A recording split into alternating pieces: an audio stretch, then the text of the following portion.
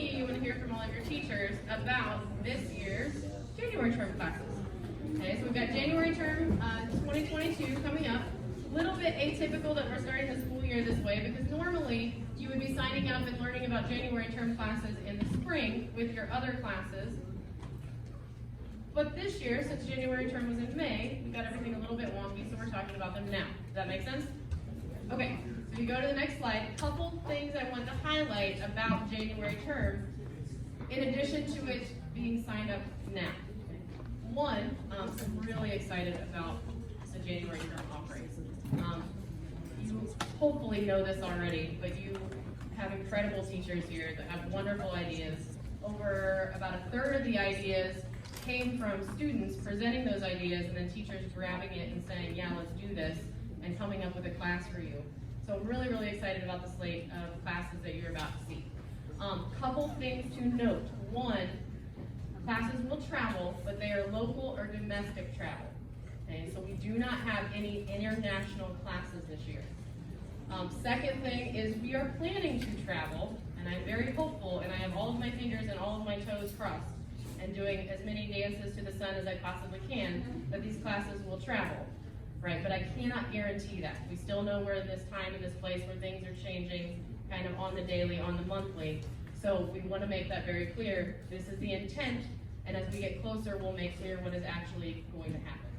Okay, does that make sense? Okay, let's go to the next slide.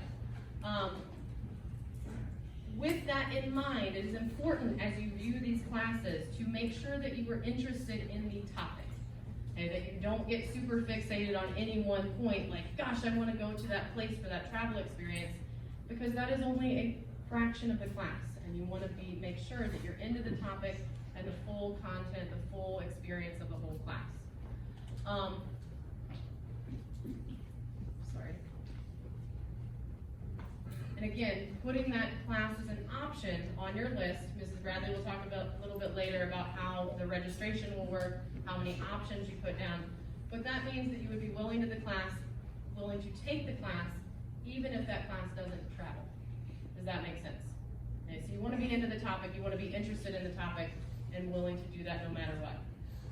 Continuing to assume that we are going to travel. I don't want this to surprise you, so I want you to say this up front now. Travel classes will require a COVID vaccination. So if you are going to be on a class that is supposed to travel, you need to plan ahead, and by the end of the semester, be fully vaccinated, right? Which means 2 shots plus 2 weeks by the end of the semester.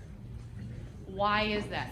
There are some places right now that are requiring you to show proof of vaccination in order for you to go to places. Okay, I don't want you to sign up for a class, the rules change in December, and then you can't go because you don't have this. Does that make sense? So that is why you are seeing that requirement for classes that are going, hopefully, to travel. Okay. Any questions about what I've just covered at the moment? Okay. And I know you're done hearing from me. You really don't want to hear from me. You want to know the classes, right? Okay, so faculty, the classes are listed in alphabetical order. So if you would like to start coming down to the microphone, we'll get set up. Faculty members are going to talk. Stay with me as they move. Faculty members are going to have a slide. They're going to talk for 30 seconds to a minute to give you a snapshot. Stay with me. I know you're excited. Okay. They're going to give you a snapshot of what their class is about and what you can expect. We will go over this again, but again, this is a snapshot. There will be a full written description with more information that you will get in multiple places later today. Okay, so we'll call this a preview, if you will, so listen closely, and then you're going to be getting more information where you can dig deeper into the specifics. Okay, ready? All right, so I think we're ready for the first class. If you could go to the next slide, and let's make sure you give your full attention and respect to the microphone. Which does not mean talk, which means being silent, and eyes this way. So I am proposing a class called 1968. There's been a lot of talk in recent years about how divided we are as a country, but the truth is that we've been divided before. And you probably know that in the 1960s, we were very divided.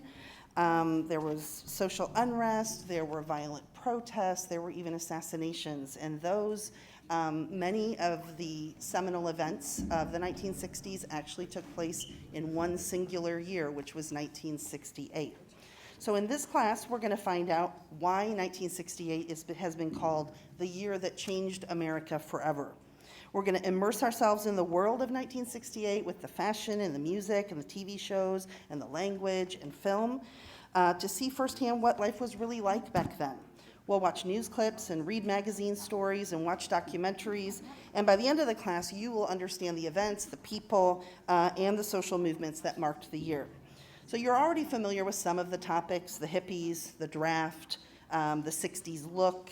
But what you might not know is that in 1968, young people were the ones taking the lead in calling out the government and the powers that be and demanding change, not just in the United States, but all over the world. So we're going to learn about what happened not just in Chicago and in Berkeley, California, but also in Prague, in Mexico, in Tokyo, and in Paris, as young people made their voices heard in the streets.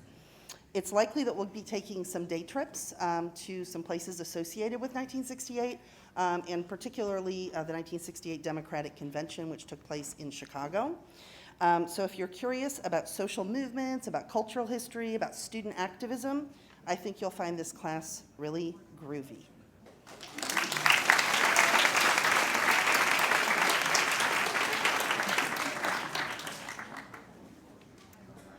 This next class is Art Inspired by Math, which will be co-taught by myself, and we have a new photography teacher here, Alyssa Way, who knows all about art. So this class we will learn about some math concepts, such as a lot of you are familiar with Fibonacci numbers. The circles on the left there, that's Fibonacci-inspired art. They take the Fibonacci numbers and envision it as an artistic piece. There's really kind of no limit to what you might do with Fibonacci-inspired art. The next one is the square root spiral, and again, a lot of different ways that you could work at that. The two things at the bottom are called freeze patterns. There are only 7 different ways that you can take an image and repeat it in a linear fashion. And so we will learn about those different ways, and then you guys will do an art project involving freeze patterns. So this is not a class where here's a set of problems, guys. There are no math tests, okay? It is open to everyone in this room. You do not have to be in any certain level of math to do this. It's just taking a math concept that we'll talk about and learn something about, and then using that artistically. And we're also going to look at artists who have done this in their work, where they're inspired by math. A little guy named Da Vinci, C. Escher, and learn about those artists so that then we can be inspired by them. And we do hope to take a local trip, possibly to Newfields, or to see some freeze patterns downtown on some cool buildings. So, art and math, art with math.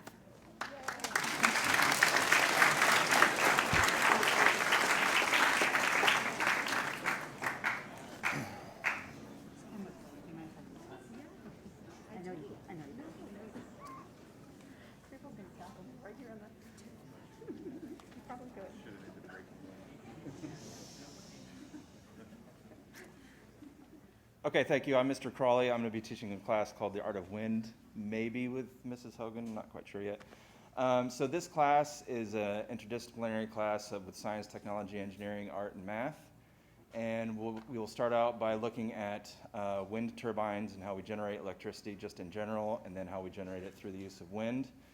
And so students will make their own wind turbines. We'll kind of test them out, see how efficient we can get them. But then the second sort of part to the class is that you will use that wind turbine to drive or to power a lighted sculpture or some type of lighted art installation piece. So there's a lot of room for open-endedness in terms of there's different ways to design and construct the wind turbine, The way that you can make your sculpture is pretty much limitless and open-ended. I'll show you some examples of different wind turbines and some examples of different lighted artwork and light artists, and so really kind of incorporates a lot of different techniques.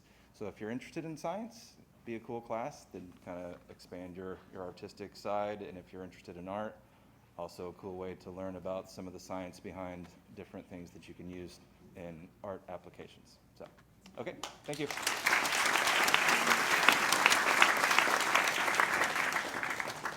Hey guys, buenos dias. Muy bien, muy bien. All right. So I think that Mrs. Edgel and I are going to be living la vida loca, right? In our dance J term. So what moves us?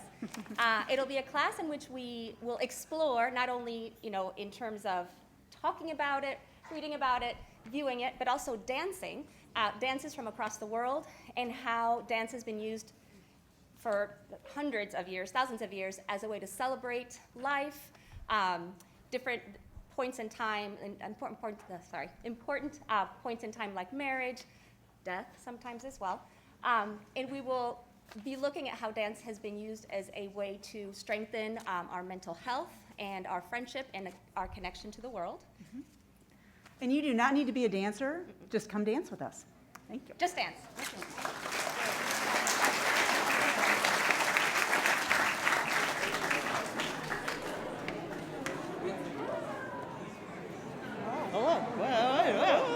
I don't think you need to say anything. Okay. Drop the mic. Okay, Okay. remember, they would like to tell you about their class. Okay, so obviously our class is Disney Inside the Magic, and one of Walt Disney's most famous quotes is, "It all started with a mouse." But did it really? I mean, how did the Walt Disney World Corporation become the globally recognized company that it is today?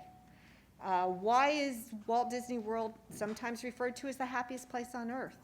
And what exactly is the Disney way? Right? So in this class, we'll explore the history of Disney from Walt to theme parks to the acquisition of Star Wars and Marvel and everything in between, including some of the missteps that Disney may have made along the way. And then we'll also talk about changes that the Disney Corporation may need to make to stay relevant moving forward. Walt Disney World will be celebrating their 50th anniversary beginning in October of this year and continuing through 2022. And our class will hopefully spend the third week traveling to Walt Disney World to experience Disney magic firsthand with the opportunity to observe all the things that we've studied firsthand in the parks. All right, so who should take this class? You should take this class if you have an interest in storytelling and world building, because dude literally made a world. If you're interested in how media affects the way society designs values and thinks about things, I think you should also be interested in taking this class if you find yourself to be an entrepreneur or perhaps involved in business, because we're going to look at how does Disney make its system work so that so many people get excited about going and spending thousands of dollars there. So we hope you'll join us. It'll be a fun class. Anything else? No. All right, see you real soon.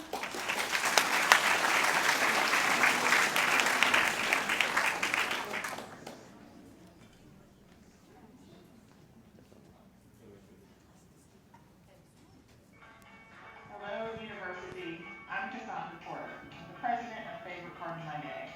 We are a diversity consultation and training firm. We've had the privilege of doing equity and justice work with university faculty and staff since 2015.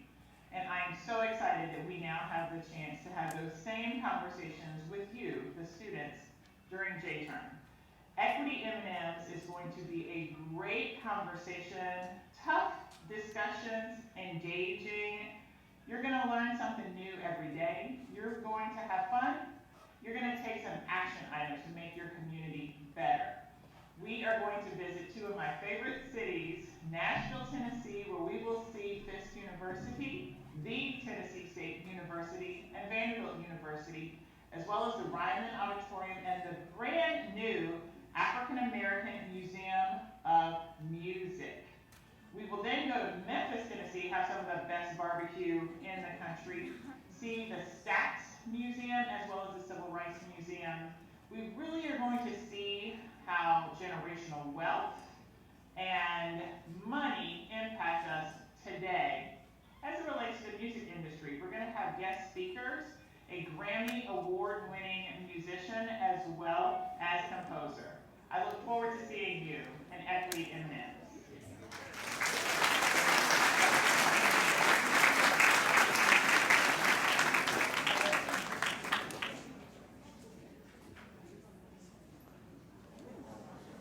Where's the...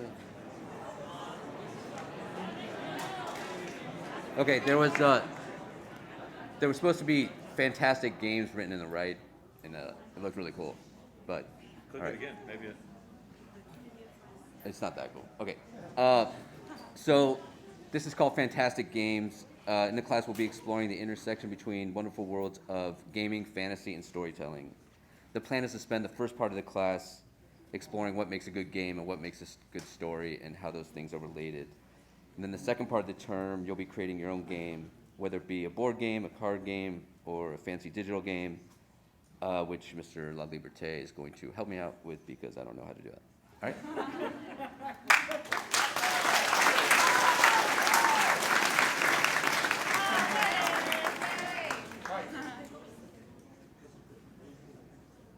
Film art, or FART for short, because I'm a middle schooler.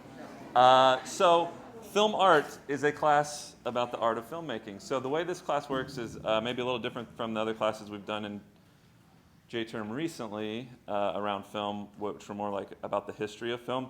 This is more just the art of film. So we will take a concept or a element of film each day, and then we will explore how it's done well and how it's done poorly and how you can tell the difference between the two. And we'll watch films that exemplify some of those principles, okay? So if you like movies, and if you like talking about movies, and if you want to learn how to talk about them and sound smart, even if you're not smart like me, then you should take this class. Can anyone name those 4 movies for an air hug? You want to take a shot, Liam? 2 of them? Nobody? Not even Alfonso? Where's Alfonso? Okay. It's top left. That's probably the hardest one. No. Assassination of Jesse James by the coward Robert Ford. Yes. And then top right. You want to do all 4? Tree of Life. Bottom left, Moonlight. Bottom right, Gravity. You did it. All right. Thank you.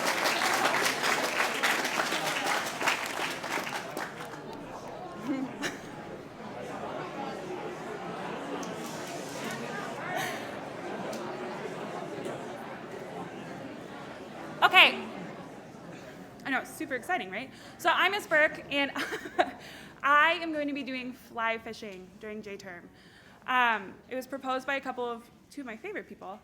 Okay, and so we are going to learn a lot about fly fishing, the art of fly fishing. So you will not only learn how to fly fish, okay, it's a very different skill than normal fishing if you've ever gone, but you will get to explore the history and the science behind it. You will learn how to tie flies. You will learn why different flies, which are those things on the top right, why different flies are better for different bodies of water, different types of fish, and how everything kind of impacts it.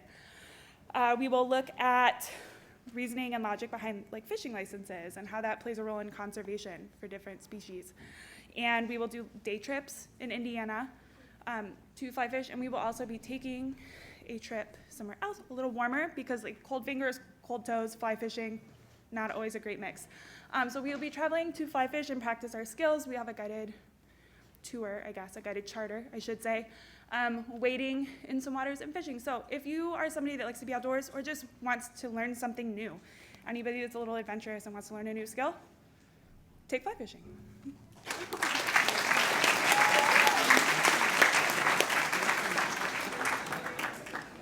Hi, everybody.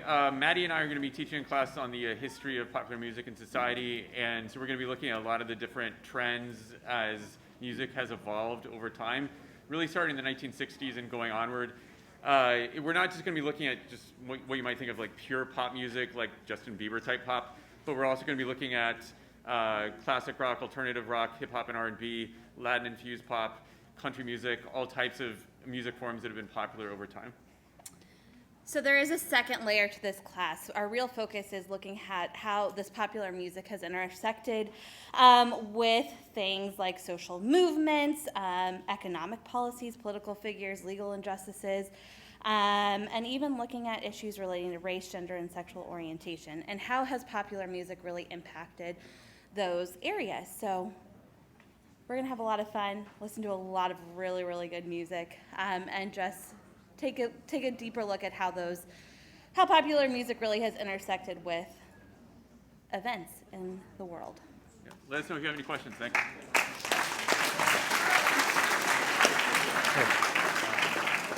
So if you're in the room, you are a human, and you've all generally taken history classes, but your history classes, wherever they've taken, I'm reasonably sure, have actually ignored the vast majority of human history. For good reason. There's a lot of good details, say in the last 10,000 years, that we care about.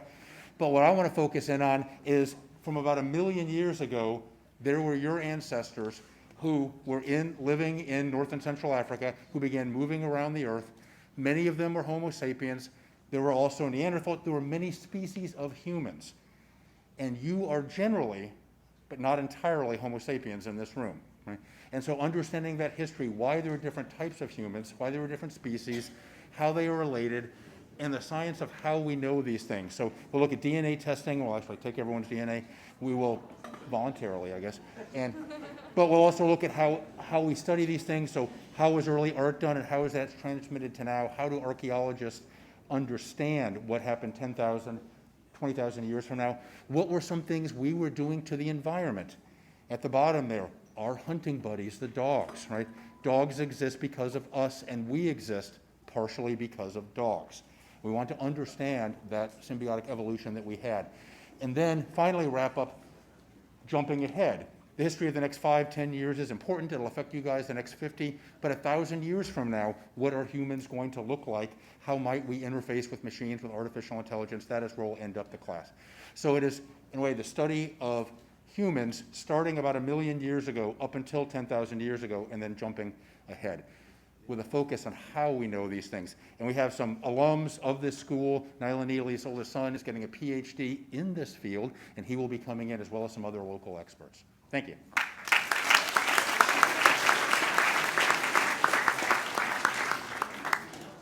All right, beyond cornfields, basketball, and race cars, Indiana is a state filled with even more wonder and beauty. During this course, we will explore in depth the rich and vibrant history and culture of the state through hands-on activities, guest speakers, reading, and films. Through creating art inspired by Native American communities of Indiana, viewing modern architecture, sampling the cuisine of Indiana Amish communities, and more. We will get to know the Hoosier State. And during the third week of January term, a 3-day bus trip is planned across the state. It will enhance our understanding of Indiana's uniqueness as we explore firsthand the rural and urban communities of the state, taste Indiana's culinary dishes, and yes, Indiana has culinary dishes, interact with Hoosiers from around the state, and visit historical and cultural points of interest. So we invite you to experience Indiana with us both in the classroom and on the road as we discover the crossroads of America.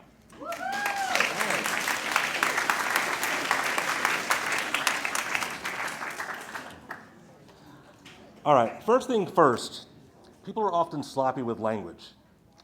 This J term will talk about liberalism as a defining philosophical concept. Understanding that concept is the superpower. This isn't a class about modern political liberals versus conservatives in a Democratic versus Republican kind of way. Those labels are bastardizations of the original concepts that generated them. The liberalism of this class stems from the Enlightenment ideals of the 18th century. Classical liberals have a wide range of views on the role of government and the need to regulate the economy. So we'll focus on their shared commitments to the rule of law, free speech and free religion, and civil discourse. We'll cover some history to understand the connections and look at the lives and impacts of some classical liberals in America. We'll also test civil discourse, ways of talking to people we don't agree with, and see it modeled in dialogues on YouTube. We'll also learn from movies like WALL-E. WALL-E is a classical liberal. that little robot has a lot more faith in people than most people do. We'll have some examples that include lots of excerpts from important texts on capital, politics, and the social universe, but we'll also spend time attending to the value of things like the Joe Rogan podcast, debates featuring Robert George and Cornel West, and the writings of Condoleezza Rice, with the flag behind her there, the most prominent black female Republican. Last big thing, I'm going to have the chance to teach this class with Dr. Gary Geipel, who's a former UHS parent. Dr. Geipel is a senior associate of the National Institute for Public Policy and former COO of the Hudson Institute here in Indy. This course is a great example of the kinds of opportunities that students at other schools simply don't have, and I will look forward to talking with you about it. Thanks.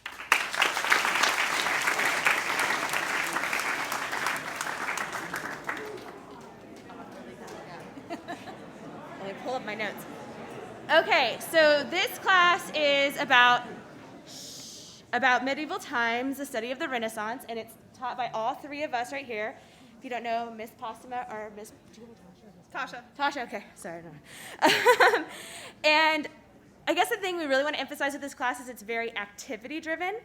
I'll read you the little spiel. Why have Renaissance fairs become such a rich culture phenomenon? What is it about the late medieval period of Renaissance that captures the imagination? What would it mean to survive and exist in a world of status and craftsmanship where much of you are dependent on life skills of your neighbor as well as yourself? Wait, that's not right. Skills of your neighbor as well as yourself. In general, you're going to learn things like archery and We're going to do so medieval cooking. we're going to learn about medieval medicine. You're going to learn how to make a medieval costume piece, and we'll be doing a 4-day trip to Melbourne, Florida to actually go to a Renaissance fair. Where you will attend in dress. Yes, we'll be attending in costume that you make. Yes, yes. That's actually good, apparently. What else are we doing? And that's pretty much it. So come be weird theater people with us.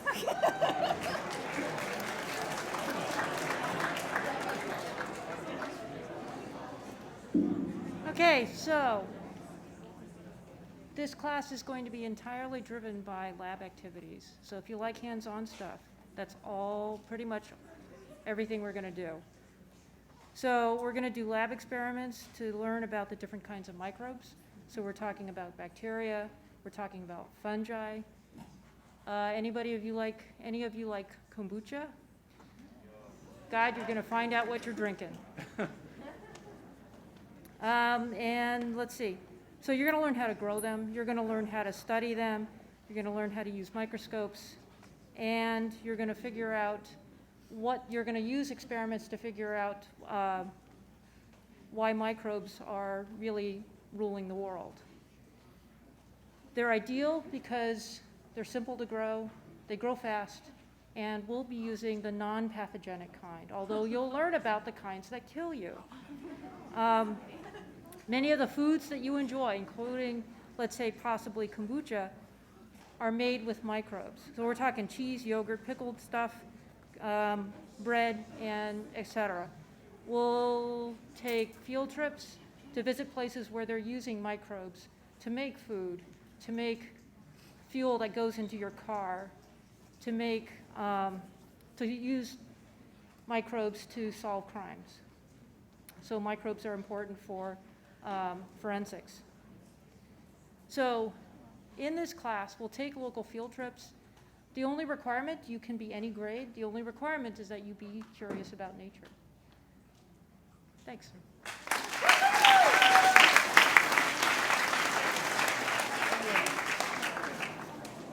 All right. Mr. Priest and I are teaching this class. I hope it's also going to be with Mrs. Bradley, too. Yeah. All three of us love the outdoors, love hiking, camping, backpacking, and so this class is really based out of that interest of ours. And the hallmark of those outdoor places in our country are our national parks. And 150 years ago, 150 years ago in 2022, we had the first national park in any country in the world formed, and that was Yellowstone. And so that's why we're bringing this class back again. We've had this class at this school 3 different times before. And as the title of the class says, we want to be able to look at the history of these places, where did they come from and what was their origin, but also contemporary issues, like what are they facing now? We love these places, and what will it take to have these places both here and on into the future? So if you like being outside, if you like state parks, if you like, being in the snow, this might be for you, whether we're here or in Yellowstone.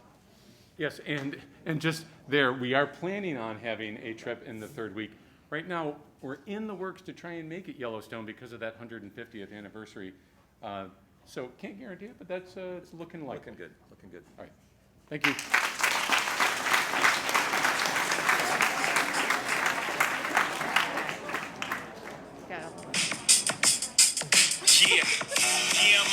Anybody name that song? 2 Beats, what is it?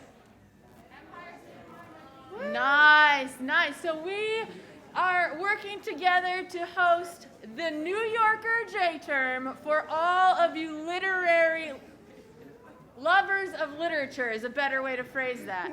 So we're going to study the New Yorker magazine, which covers books and culture, fiction, poetry, news, art, humor, comics, puzzles, games, podcasts. We're going to do tons of reading of this historical, very relevant magazine. We're going to try to replicate our own version of this, and much like the National Park J-Term, we are also going to go out into the cold of the urban wilderness that is New York City. And if you've never been to New York City in January, that is no joke. Like, you have got to layer up. We are maybe subwaying a little bit, but we will be walking lots of miles to check out various museums, hopefully the Strand Bookstore, some shows on Broadway, maybe some jazz huts. Nancy Absolutely. Webster has done this trip before. I have not, Ashley but I'm has excited not. about it. And there's lots of good stuff ready to roll. And so, if you've never read the New Yorker magazine, even if you don't take this class, pick up a copy. I've got lots in my office. So it's a weekly magazine, and you'll be reading it. You'll be able to even get a subscription before the class starts. This trip is not going to be a tourist trip. It's going to be, we are New Yorkers. We've been living inside that magazine for 2 weeks. Now we're going to go see what it's like to be there. We're going to meet with alums who are living in New York and some friends of mine who are living in New York, Broadway actor. It's going to be a great trip, but if you don't like reading and writing, this would be a really bad class to take. So you got to like to read and write, and then we'll go to New York. Thank you.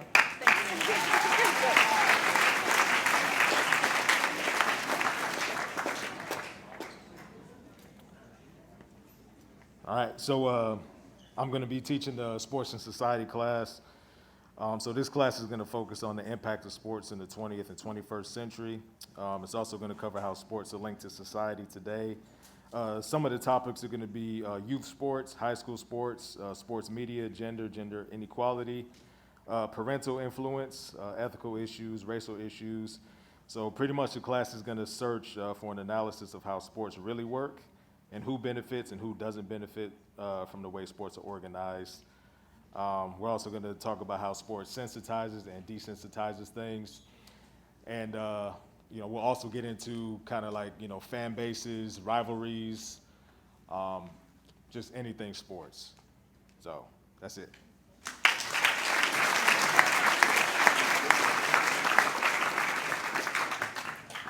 All right. Hey, I'm Dr. Hogan. I'm going to be doing this J-term with Mr. Schlink and Mr. Knox. We're going to try to take everyday objects and make a production. So if you've ever wanted to drum on a trash can, drum with a broom, play pots on the wall, perhaps even rig up some kind of device to where some of you are floating around playing non-traditional percussion instruments, this is the J-term for you.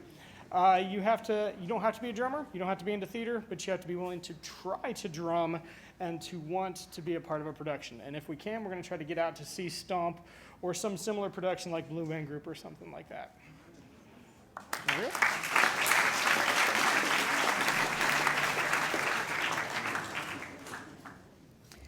Hi, I'm Ms. Horton, and if storytelling is something that you're interested in, you get to be immersed in storytelling through murals and street art. So this particular J term offers storytelling as creative compass, like how do we locate ourselves through storytelling of this various expressive and visually stunning art, and the cultural connection that it can have in terms of where we live around art visually. In this class, you're also going to look through other lenses, right? Murals and museums. We're going to take some day trips. We'll be able to do that to some areas where we can see some of the artwork and look at the storytelling that is being presented through the illustrations. You will also get to engage in the art that exists through your own storytelling and how it blossoms into a whole new idea around what is the power of art and what is the power of it when it's just a visual. This is a class that will take you through some of these images, but also the images that are inspired by the visuals that you get to see. So storytelling as creative compass and cultural connection is what this particular J term will offer, and I welcome you to experience it. Thank you.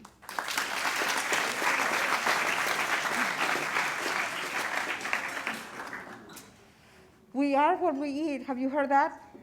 Yeah. So who likes food? Yeah, we all do, right? So food, although it nourishes us, also plays an important social, cultural, and ritual role in all societies. So in this class, Ms. Kim and I are going to examine the elements that qualify a cuisine to be sanctioned by UNESCO as an intangible cultural heritage food, and we will be exploring these traditions through our own preparation and cooking, with highlights on Mexican, Korean, and Mediterranean cuisines. We will take a look at the development of community through food and how our experiences as individuals and as a collective whole shape how we see food and the world.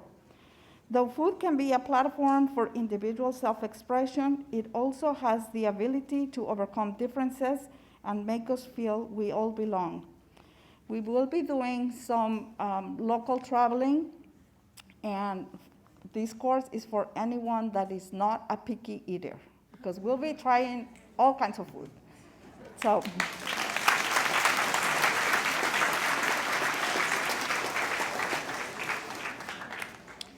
All right, and internships. So if you are an upperclassman, a junior or senior, and you are interested in perhaps pursuing an internship over the 3 weeks of J-term, then just know this is for students who are very self-motivated, all right, and organized, because it's really going to be your responsibility to find your internship, to make the connection, to make sure that you have a supervisor that can sign and agree to evaluate you. You will need to be in that internship for a total of 90 hours, so 30 hours a week. And you can expect daily and weekly reflections, as well as a site visit from me in those last couple of weeks. Your grade in part will be determined on your evaluation by your supervisor. And yeah, this is a really great opportunity if you have a particular career interest that you'd like to have a little bit more of an immersive experience with. Obviously, it can look really great on college applications and things like that as well. If you know that you want to do something, but you're not quite sure or where to start, we will have an informal meeting, and I'm definitely available to help you come up with ideas and give you some resources, let you know what some students have done in the past. But from there, again, it's really going to be self-directed, and you'll have lots of steps to follow up until January term to make sure that it's actually a go. So a little bit different. You'll be, in an environment, a working environment with adults all day. It'll be a little bit of a different flow than your other classes, but a good opportunity nonetheless. So I will follow up with those who are interested in this, and we'll have an informal meeting to go in more details.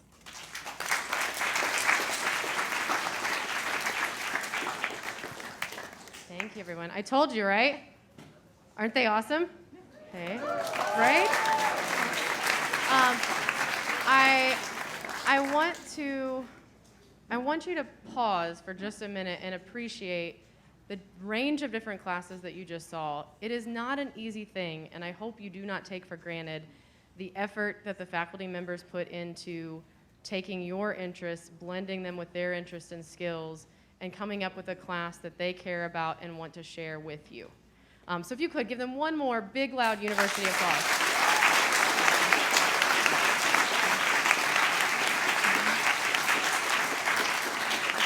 And now I know you want to know how you sign up for these classes. And this is not my expertise because I can read what's up there just like you can read. The registration's going to open today. You need to submit it at the end of 2 weeks on September 3rd. So who you really want to hear from is Mrs. Bradley, who does all the magic.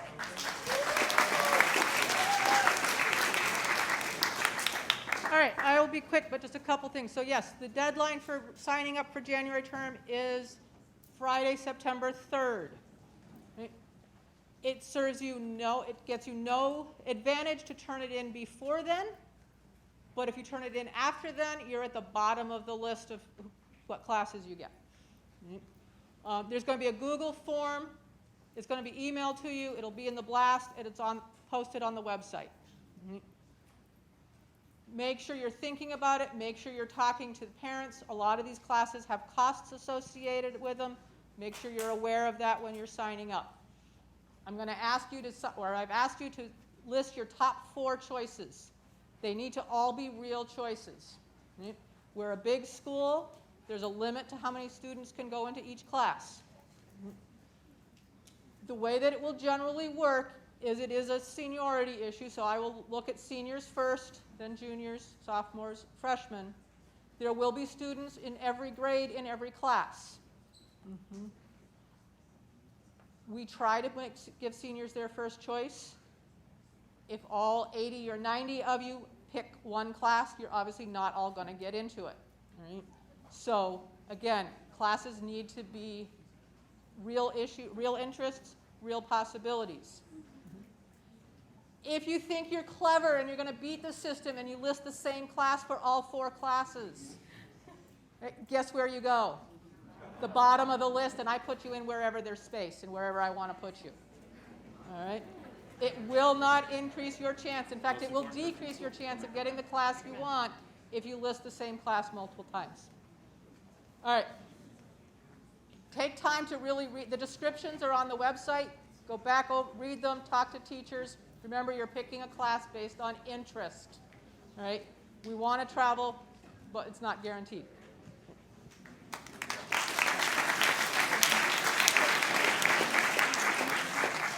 Thank you. So I think there's one more slide of some final reminders. Okay, really, really, truly, what Ms. Bradley said, take that to heart. Don't miss the deadline. If you're wondering when September 3rd is, it is before Labor Day. So you have 2 weeks, but before Labor Day, you got to make sure you hit that submit button so you get your choices. Okay.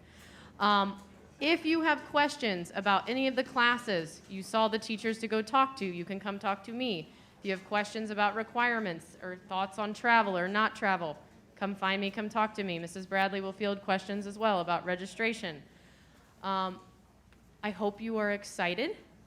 And with that, I think Mr. Thurman has one more thing he wants to share with you, and we'll be off to class. Thank you for being attentive. Okay, so this space is a space for a lot of things. It's for exciting things like you just heard about for J-term. It's for you guys to share your interests and ideas. But it's also a space for us to come together and be here for each other, okay? And so in that spirit, I unfortunately have news to share with you. That you might have noticed that Ms. Kim wasn't in the line today to present on her class with Senora Pareto. And that's because, unfortunately and sadly, Ms. Kim's father-in-law passed away yesterday, okay? So I just wanted you all to know that. We're a community. We share our successes and our joys, and we also share things that are maybe not so pleasant so we can be there for each other, okay? So I would just like for you, yeah, Selena? For Miss Kim's mentees, we're making a card, so make sure to come by to me, because we're all going to sign the card. Okay, great. Thank you, Selena. All right. So yeah, so just keep Mrs. Kim and her family in your thoughts, and be sensitive to the fact that she is having to go through this right now, and her family is as well, okay? So I just wanted to let you all know that. No need to clap this time, okay? I mean, it's kind of an impulse, but it's weird to clap. Just kind of think about that, and head off to third period. Thank you so much.